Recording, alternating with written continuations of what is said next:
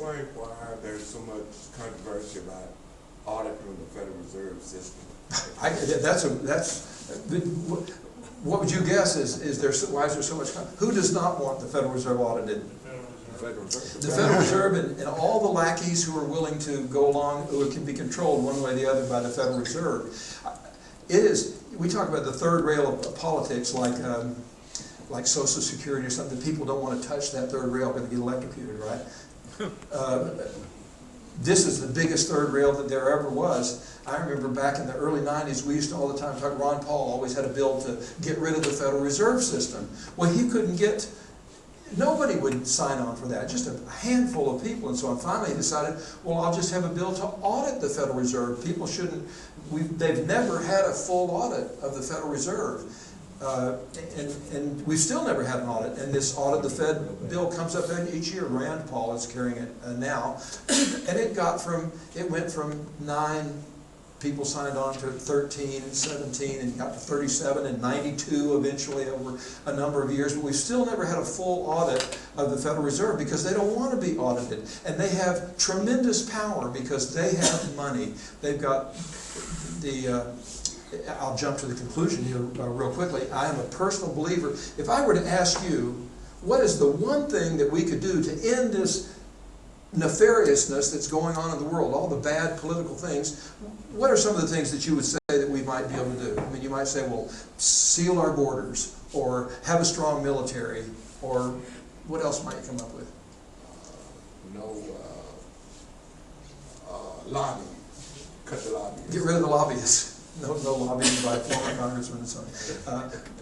I have come to the conclusion years ago that the number one thing that we could do is get rid of our central bank, get rid of the Federal Reserve System, to get rid of the fiat money system that we have, because this is what, on a worldwide basis, is funding all this nefariousness and evil. There's great power in the world. Why in the world God allowed people to have this much power is something in His wisdom, I guess, so we have opposition. Yes. That book you're talking about, The Creature from Jekyll Island, you can get it in the library. Oh, you can get it anywhere? Oh, yeah. Yeah, it's a very good book to read if you want to find out about the Federal Reserve. And how J.P. Morgan and all those guys got together in Jekyll Island. Everybody needs to read The Creature from Jekyll Island. We had Creature from Jekyll Island by Griffin. On our radio deal. His name is Griffin, I think, the author was. Yeah, I think he's still alive, but 20 years ago, or 20 years ago at least, we had said to him, can we make copies? He says, you make all the copies you want. He said, we'd like to sell them at cost. And so we'd sell them for the CDs for $1 or $2. And we sold thousands of them. Just come down and pick them up at the radio station. If you don't have $1, just pick them up, Tom, what would replace, if it ever happens, unlikely, what would replace the Federal Reserve System if it's killed? Federal government takes... Oh, there would be no central bank. There would be no national bank. Griffin.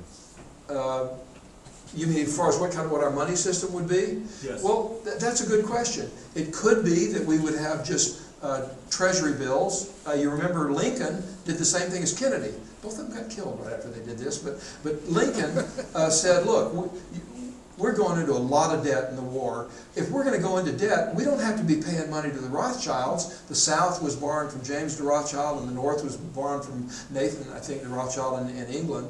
And he said, if we're going to go into debt, let's at least go into debt to ourselves. We'll just print greenbacks, treasury notes or treasury bills, and treasury notes. Just what we call greenbacks, what we used to call greenbacks. I guess they're still green, aren't they? I'm red-green colorblind. They just look gray to me. But he said, we'll just print those up, and we'll stop borrowing, and at least we won't have to be paying interest to these foreign banks, Well, Kennedy said the same thing in the 60s. He said, there's no reason for us to be doing this. If we're going to deficit spend, that's one thing. But why pay this unbelievable interest that we're paying? We're paying about the equivalent of our our income from the federal income tax. We're paying on the interest of the federal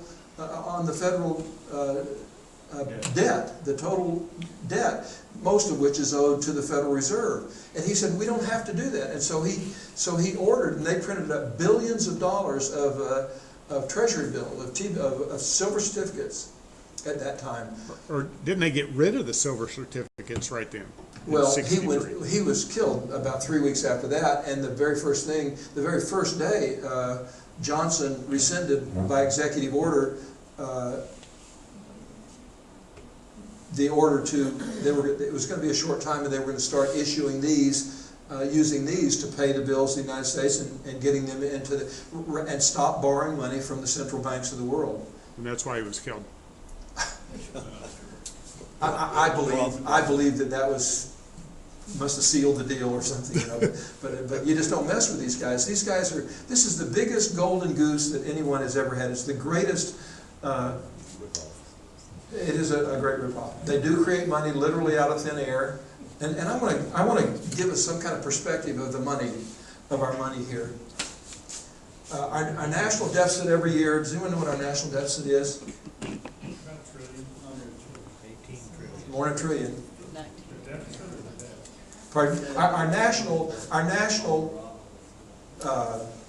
budget, I think, is around 5 trillion now, isn't it?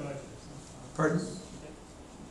And the national deficit is about half of that. So $2.5 trillion is the national deficit. The national debt is the total of all the 200 and however long that's been, the 240 years since George Washington, and it's fascinating. We did this in a previous class and went through it and saw exactly what the numbers were, and you can see how the national debt went up in the War of 1812 and the Civil War, because those cost a lot of money, and some other places.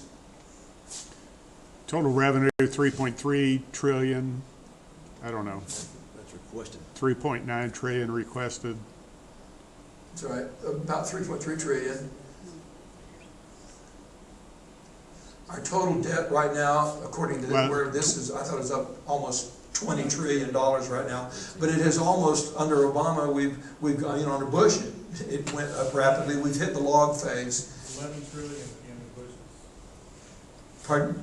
It was 11 trillion under Bush, and now it's up to 19 trillion here. If we were to start with George Washington right here and just do a graph of our national debt, it was practically nothing until 1913, and it started going up a little bit, went up more with World War II and so on. But it's gotten over here. It's hit what you call the log phase, And for those of you that are nurses, somebody gets sick, you have the bell curve, and the number of bacteria is going up. And here it's increasing at an increasing rate, and then it starts, it's increasing at a decreasing rate, then it starts decreasing, and so on. This is the log phase when it's going up, and this is the lag phase. And just for interest's sake, when your bacteria is in the log phase, you're contagious.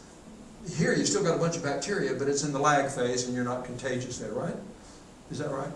Well, we're in the log phase. As far as the Federal Reserve is concerned, it's just shooting up, and you can't imagine how but it continues to do that. So we're increasing at an increasing rate here. A lot of people think, and especially among conservatives here, we say, man, we're about to have hyperinflation. It's going to be Weimar Germany all over again. And I want to suggest why I don't believe that's the case, and that this stuff that you've been hearing about, having some time the end of this year, before the end of this year, that we're going to have financial collapse and so on. Why I don't believe that's true.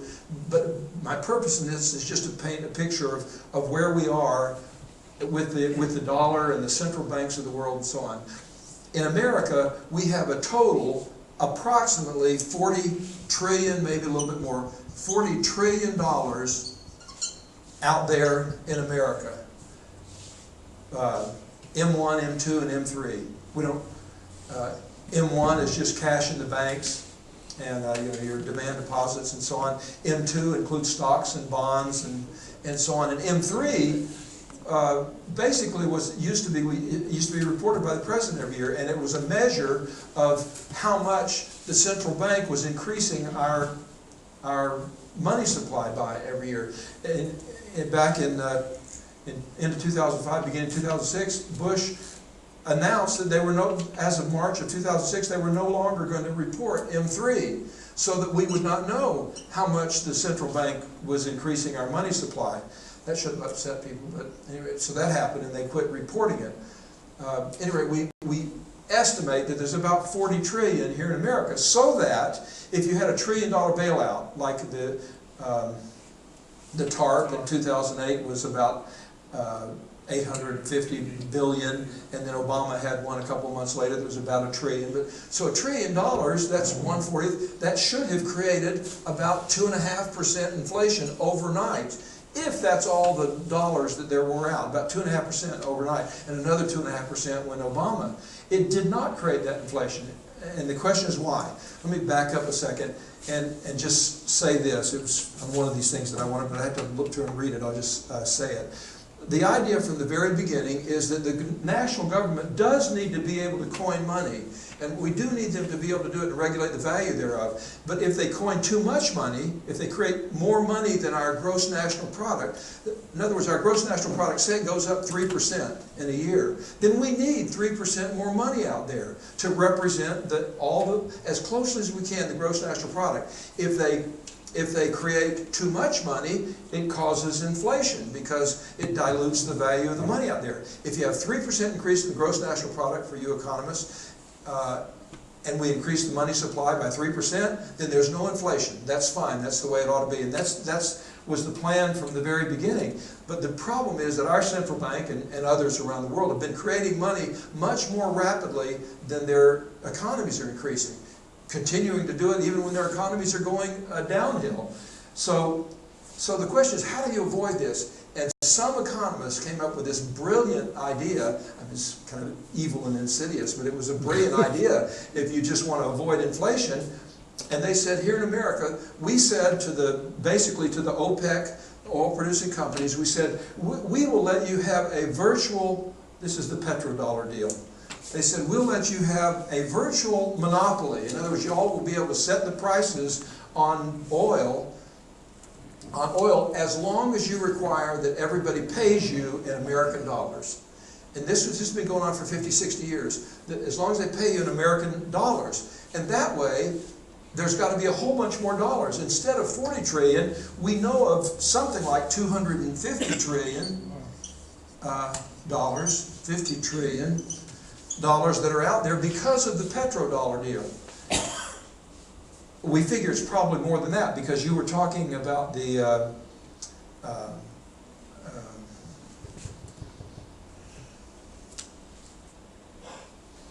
audit, which we've never done. But we had this peak audit 3 or 4 years ago. You heard about the peak audit? You probably read. And then this just peak audit that was gotten through Congress, by the way, by a guy that was, I forget his name, but he was kind of a communist. I mean, he was a Marxist.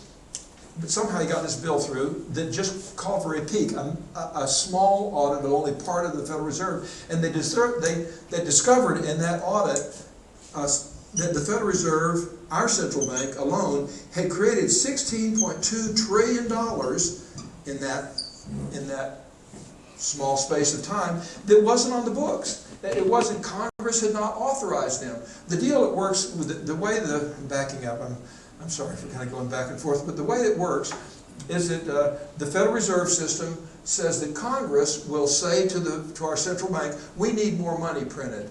We need $500 billion.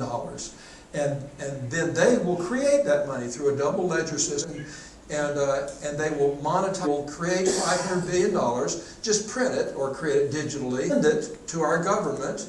And the way they lend it to our governments, they create $500 billion, they have a T-bill, treasury bills, and that's the way the money is put into our economy. As long as it's not more than then it's fine, it doesn't cause inflation. But they found at the time they found it, it was equal to the overall, the total debt, $16.2 trillion. And so some congressmen said, why'd you do that? Who told? And what did Greenspan say? Does anyone know? What do you mean you can't tell us? We created you. Cosby said to his son, he was mad at him, and said, I created just like you. Well, so they said, we created you. You're not going to tell us, your creator? And they said, well, we can't do that. You know, if we were to know what the intricate machinations of the biggest central bank to our financial systems here in America, and they got away with it. I mean, the congressman, you ought to watch those hearings. You can see them. you know, they were stumped. What are they gonna do? Put them in jail? They should have. They should have put them in jail. They should have said, we're ending you. The Federal Reserve is done, but it's too much a part of our system, in their minds at least. So 16.2 trillion that was created there. At any rate, because of that has been authorized since, just because we had it in one peak, was the value of the